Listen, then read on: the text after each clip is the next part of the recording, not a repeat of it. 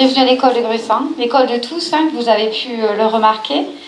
Quand on m'a parlé de ce projet, il y a une petite année, voire une grosse année, j'ai trouvé l'idée formidable. Hein. On a beaucoup travaillé, on s'est beaucoup réunis, on voulait un projet et il est là, voilà. Le droit à l'éducation et à l'accès à l'école pour tous incarne dans cette unité d'enseignement, je crois pouvoir dire, la première dans la région Occitanie. J'ai le plaisir à dire que les planètes se sont alignées afin de réunir tous les acteurs de ce projet dans l'intérêt des enfants accompagnés. En premier lieu, j'adresse mes sincères remerciements à la mairie de Gruissan. Évidemment, mes remerciements vont aussi vers les responsables de l'ARS et de l'Éducation nationale.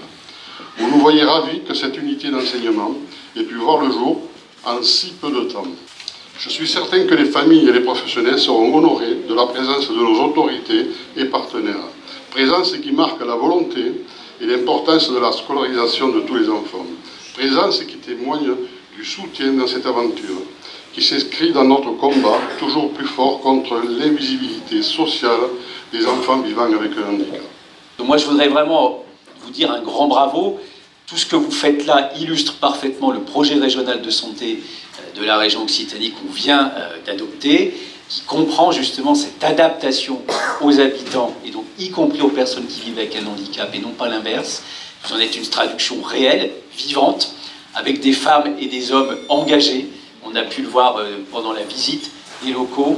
Vous y croyez, voilà. Et ça, je pense que c'est la beauté du geste. Quand je vois les enfants qui jouent, qui ont des... Voilà, on voit des rêves dans les yeux.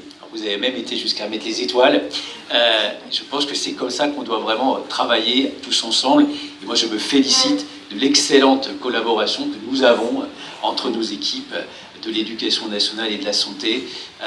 Il n'y a que comme ça qu'on peut avancer avec l'ensemble des élus, avec les parents, avec l'ensemble des professionnels. C'est collectivement que nous allons pouvoir relever le défi. Et là, vous l'avez relevé à Gruissan. Avant tout, on doit vivre.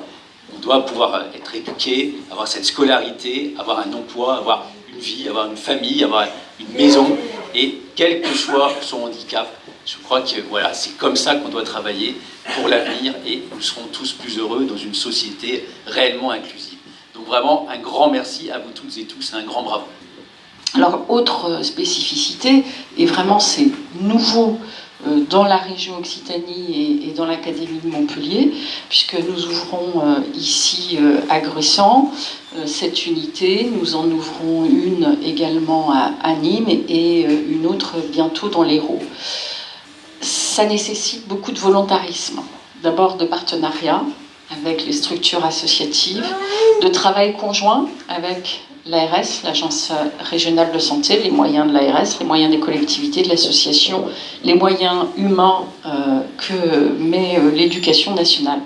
Mais ça répond à une priorité qui a beaucoup de sens pour nous, à l'éducation nationale. Cette priorité de l'école inclusive, et certains le savent ici, j'y suis très attachée depuis mes premiers pas dans le territoire, comme je l'étais auparavant dans mes autres fonctions.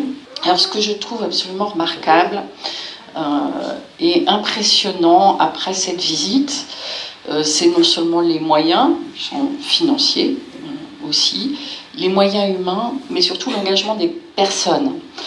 Voilà, éducateurs, professeurs, intervenants autour des enfants, avec les parents qui sont là et que je salue, pour que chaque enfant, quelle que soit sa situation, ait droit à des apprentissages à son niveau, une progression à son niveau, mais qui va lui faire gagner en autonomie.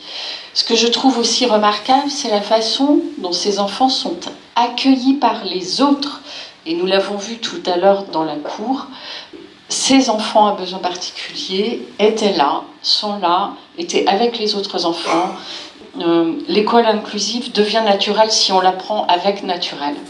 Et surtout, continuons à trouver des moyens de développer cette belle école inclusive.